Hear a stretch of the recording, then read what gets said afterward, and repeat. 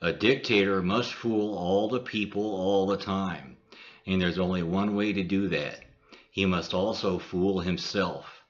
W. Somerset Maugham, A Stranger in Paris, 1939.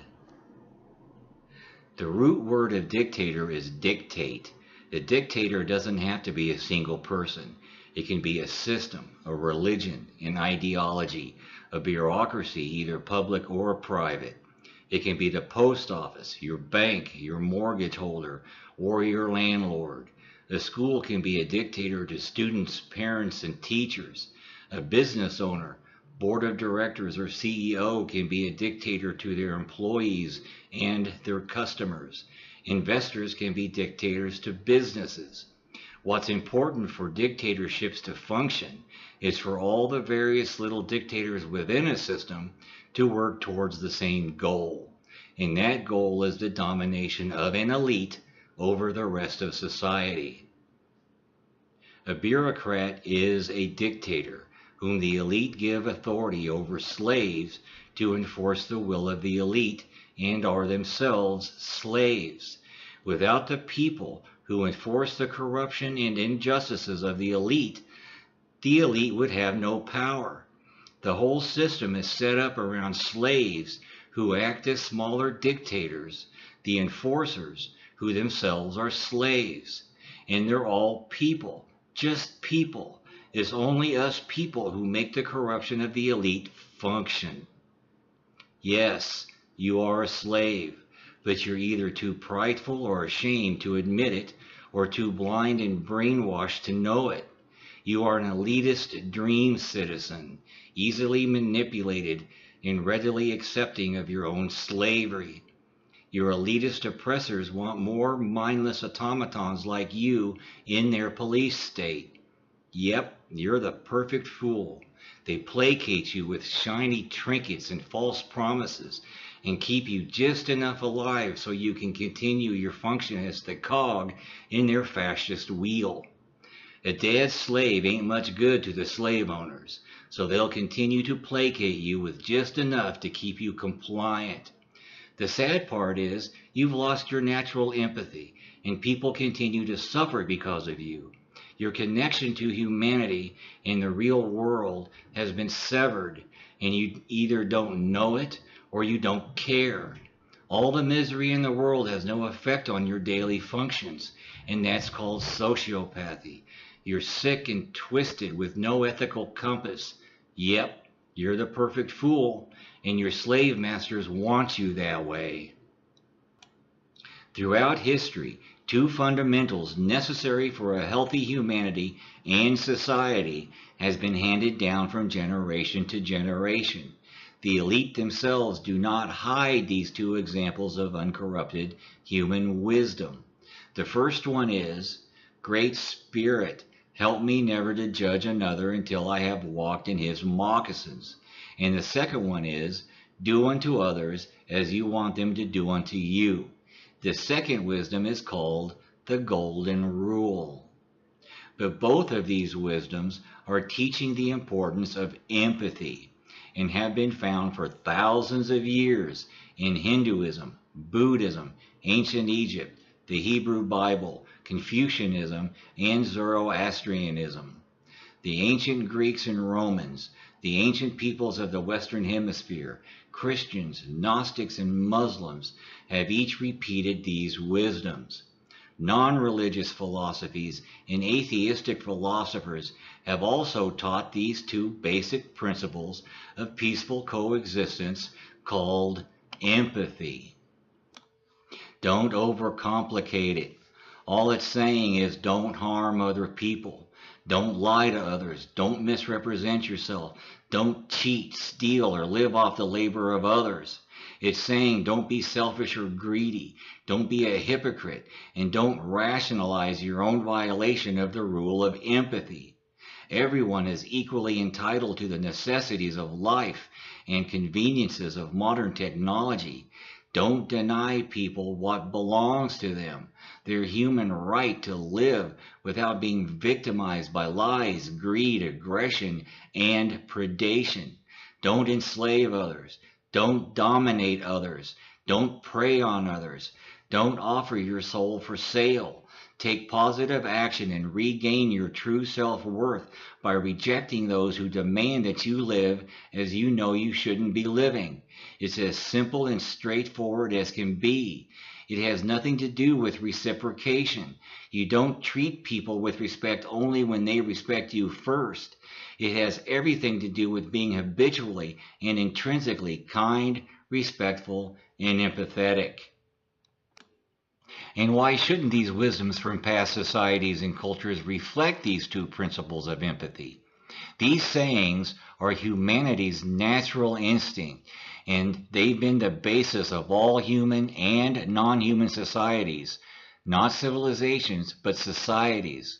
Societies existed well before civilization came, and these societies functioned well, communally, to the benefit or detriment of all, until the elite took control and corrupted humanity into civilizations, where some benefited more than others, where some prospered while others suffered. There's nothing civilized about the corporatism of civilization.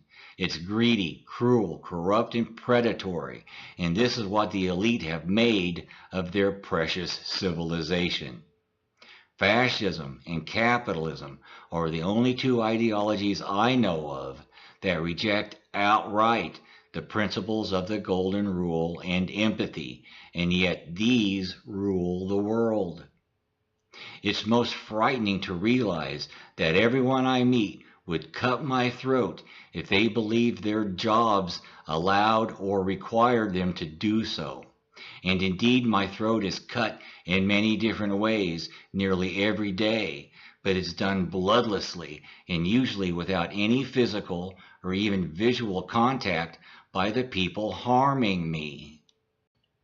Just like in Milgram's experiment, the victim usually remains separated, unseen, and at a distance from their victimizers. But not always. It's surprising just how often people harm me while looking straight at my face. This isn't natural. It's a disease, people, a mental illness. Apathy, the lack and absence of empathy, and the complete disconnection with the people you harm are major symptoms of sociopathy and psychopathy. But with these psychotic disorders, a sense of being above the rules of society is often present.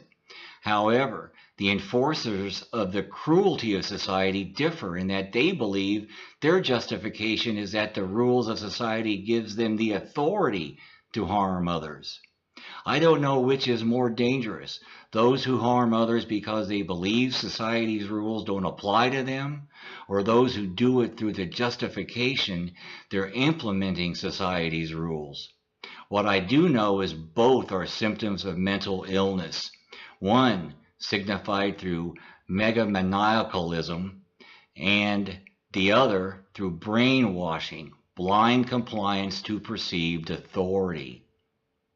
This is predonomics, a system where people would rather cut my throat than lose their jobs or defy their masters. It's an elitist system that creates mass mental illness among the citizens so it can function to the benefit of the elite who themselves are mentally ill. A system based upon apathy and predation rather than empathy and the golden rule. Waking people up involves more than just exposing the truth about how the world is corrupt. It also involves exposing the truth about how most everyone on the planet, even awakened people, are culpable in that corruption.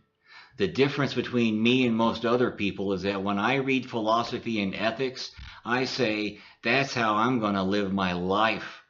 Other people at most say, aw, isn't that nice? Ethics is a good thing, and then go right back to living as they always have, screwing people to pay their bills and rationalizing it as just pragmatic and practical. They say, I'm not responsible for the harm I do to others.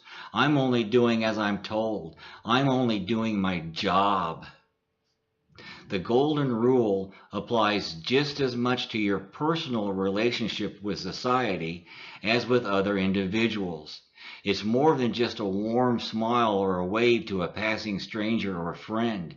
It's a way of life, a social concept. It's the basis of consent, contracts, and all law. It's the basis of justice in a functional society. You're violating it if you practice it in your social relationships, but not in your occupational ones. You're violating it if you apply it to some people and not to others, or apply it situationally or only upon convenience. So if you're serious about making a better world, you must start with yourself.